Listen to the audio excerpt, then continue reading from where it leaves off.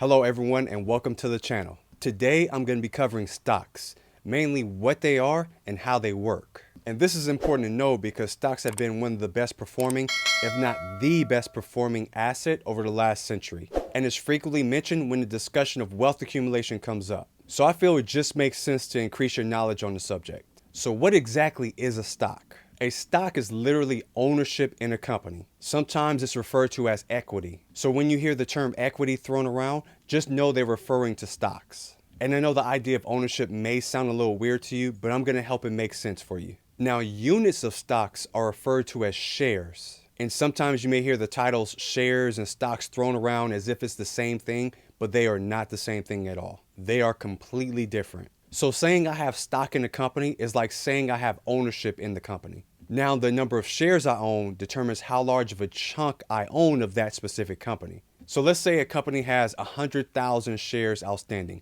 and I own 1,000 shares myself personally. That just means I own 1% of that entire company. And even though I'm the owner, just like the CEO is the owner, it's just that my ownership is a very small portion of the company. So just remember the number of shares you own determines how much of the company you own. So here's where those shares actually come from. Companies literally sell a portion of their business in order to help raise money for various reasons. Some of the most common reasons are paying off debt, maybe launching new products, expanding into new markets or new regions, or maybe expanding or building new facilities. Now, the company is the one that decides how much they want to actually sell. So instead of selling that portion of their company to one individual, that chunk is broken up into smaller pieces referred to as shares and sold to various amounts of people. For example, if I own a company and I choose to sell 20% of it, I will still maintain the majority ownership because I own the 80%. And there will be several other people that will be splitting that 20% that I decided to sell. So that's why when you own shares of a company, you are literally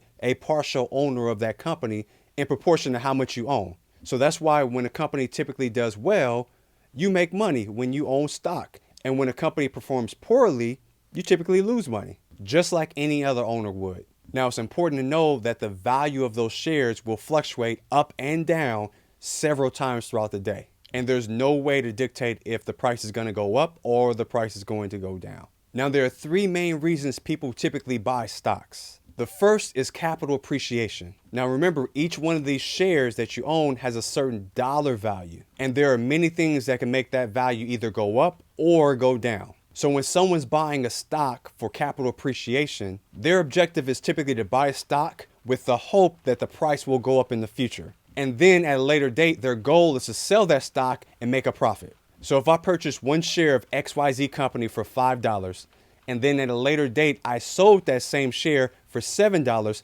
I would have made a profit of $2, which in this example would have been a 40% gain, which is pretty good, but I have to remember that I still have to pay tax on those gains. It's very similar to buying and selling a house, but just a faster process. Now, the second reason people buy stocks are for dividend payments. Some stocks offer dividend payments. All these are regular payments, usually done on a quarterly basis. And what it does, it returns a portion of the profits back to the shareholders. And people like dividends because they can be used as a stream of income to investors. And it's important to know there is no legal requirement that a stock offers dividends. And also dividends can be cut or eliminated at any time. And then the third reason people typically buy stocks are for voting rights. Owning shares of stock typically allow you to vote during shareholder meetings, which means stock ownership is not always about just getting a financial gain. Sometimes individuals or companies just purchase more stock just so they can gain more control over that company.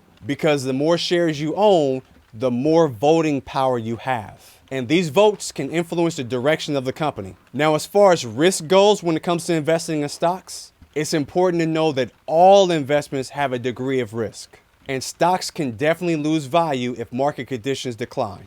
And your investment may rise or fall because of market conditions or corporate decisions. So I recommend you always speak to a financial professional before you invest your money into anything. So that's your quick Cliff Note version of what stocks are. And hopefully I was able to help you build a foundation of understanding relative to stocks. Don't forget to subscribe for more content, and I will see you in this next video.